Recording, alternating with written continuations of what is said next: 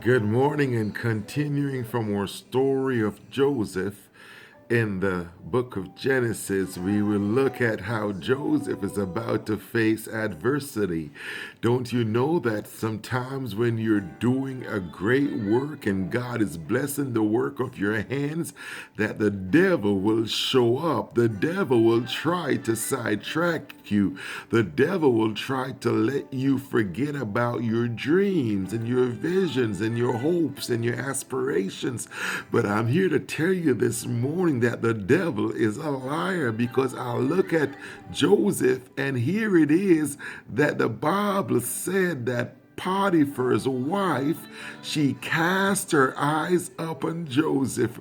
And I don't know, women, if you know what it is to cast your eyes upon men, but if you don't, I know there are times when women will look at your man and you will say to yourself, I don't like the way she's looking at my man. And men, if you have ever had a woman cast her eyes upon you, you know that she's up to no good and that she's probably going to try to get you in trouble. And so she cast her eyes upon Joseph and said, Joseph, lie with me. Come into my chamber. Come into my bed. Joseph, I want to show you something. Joseph, I want to give you something. I want to give you something you've never had. I want to give you something that nobody else can give you, because you're just a slave, but I'm the mistress here. I'm the head of the house of my husband's household.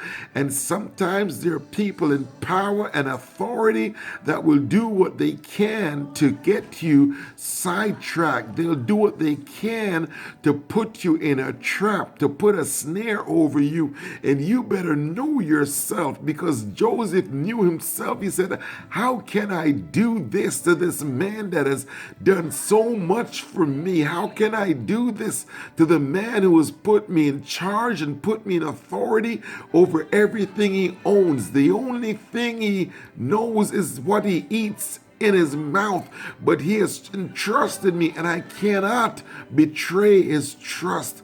God has entrusted you and I to be the light of the world, to be the salt of the earth. How can we sin against our God?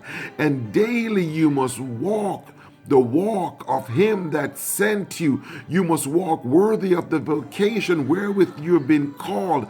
And it may not be easy, but it is necessary to walk in the light and the glory and the majesty of God, because you're called to the kingdom for such a time of this. Until tomorrow, grace, peace, mercy, and blessings.